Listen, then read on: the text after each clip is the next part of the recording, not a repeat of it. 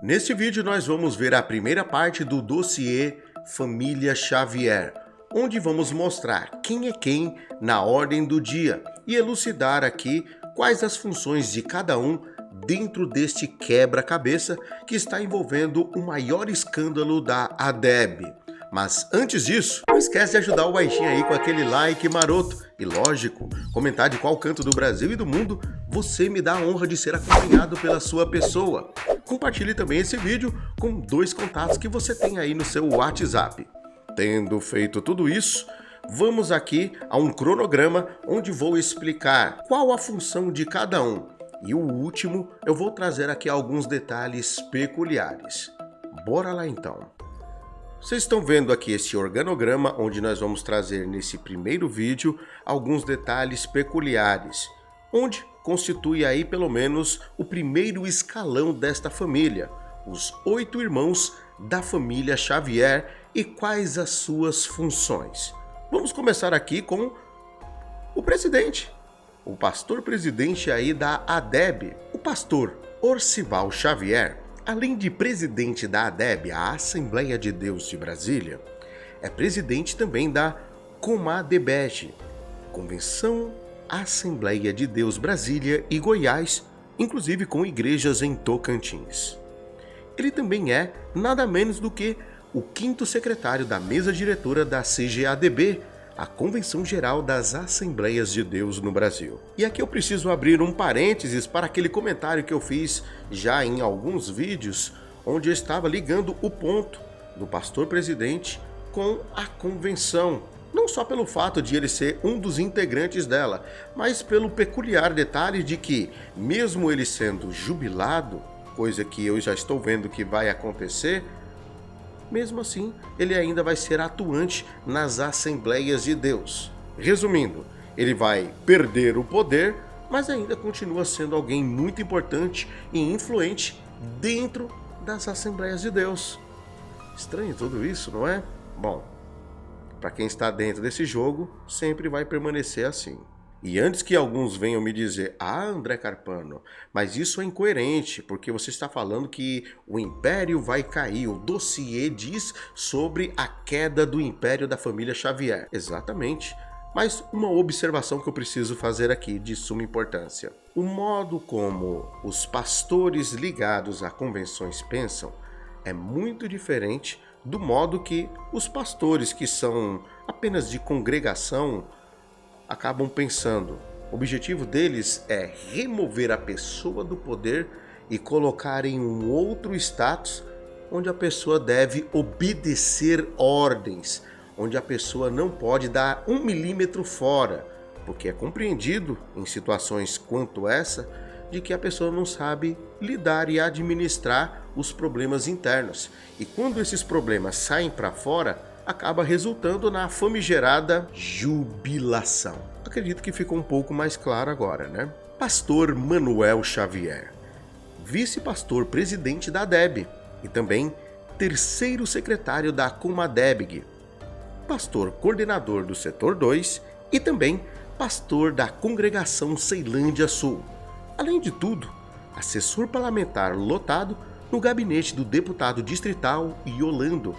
E por incrível que pareça, de quebra, responsável pelas 29 creches da AB, Associação Beneficente Evangélica. E sobre isso, eu acho que vocês já viram alguns vídeos que eu trouxe aqui, que trazem alguns mistérios e alguns detalhes que acontecem. Caso você ainda não tenha visto, eu vou deixar o card aqui em cima para vocês acompanharem, porque existem algumas acusações seríssimas do que supostamente está acontecendo aí justamente nas creches.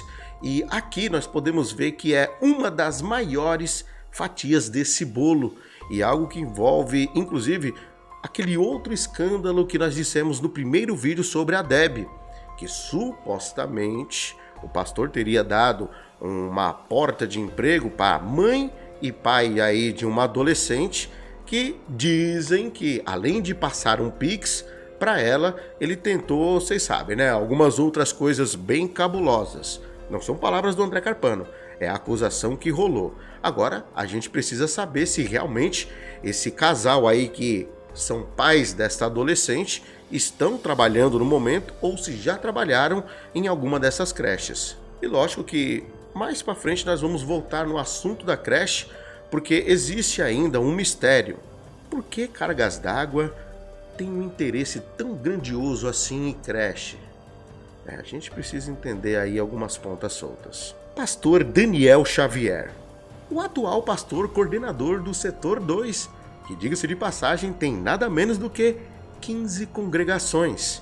E também assessor parlamentar lotado, só que no gabinete do deputado federal Gilvan Máximo. Já não é do Iolando, é do outro lado. Apesar de tudo, a gente vê que aqui acaba rolando um nepotismo cruzado em tudo isso. E diga-se de passagem que isso me chama muita atenção. Pastor Edson Xavier.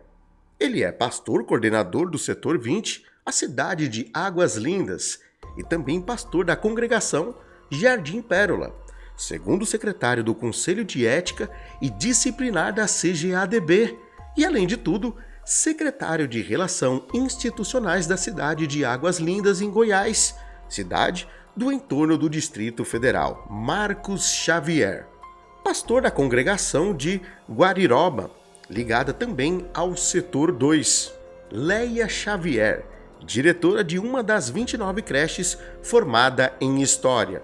A Leia Xavier é diretora da outra creche e tem um curso de História, mas precisava de uma pós e, segundo a acusação, foi falcatrua para conseguir o mesmo. Para quem não está se recordando, lembra daquela denúncia que foi feita aqui no canal André Carpano, que supostamente ela comprou o diploma? Ah, agora você lembrou, né? Se recorda bem. Quem assiste aí os vídeos sabe do que eu estou falando.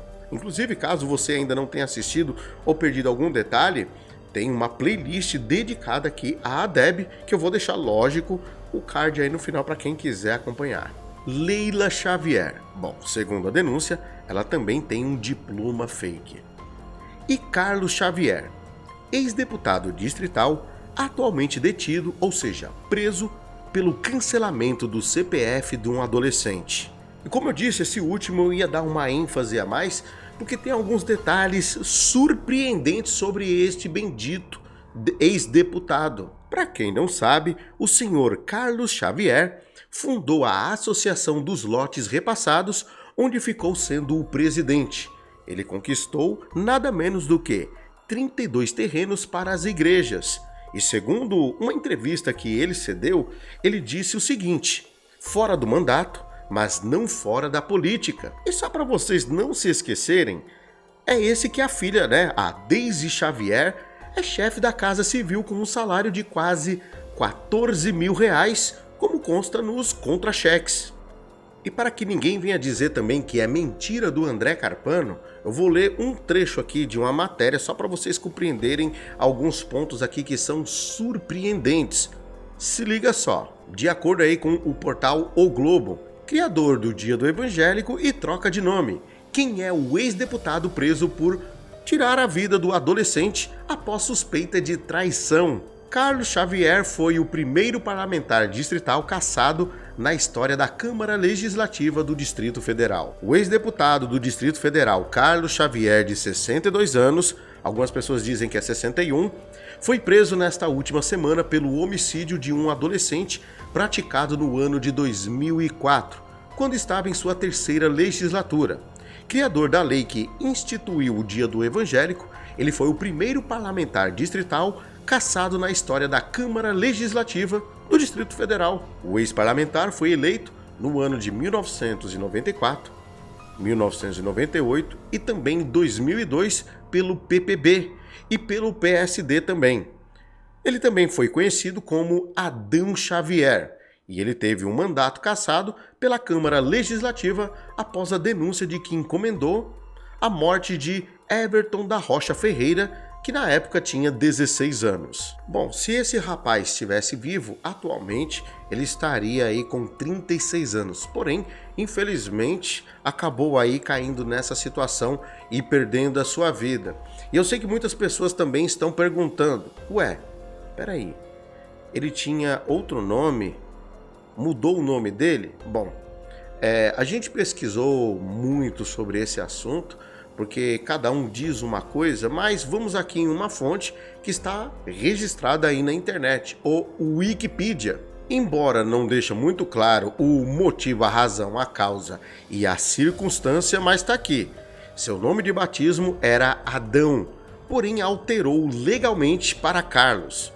Mas aqui a matéria não explica o porquê que ele teve essa mudança de nome e nem qual foi a data que ele mudou. Mas sugere-se e dá-se a entender que devido à repercussão de tudo que aconteceu, o nome dele foi mudado depois aí deste atrito que aconteceu envolvendo esse jovem que perdeu a sua vida. Mas enfim, acabamos de mostrar aqui pelo menos o primeiro escalão da família Xavier e quais as funções de cada um deles. Inclusive, nós vamos mostrar muito em breve algumas coisas que envolvem a função de alguns deles e até mais detalhes, como por exemplo o contra-cheque. Sim, a gente precisa entrar nesse assunto.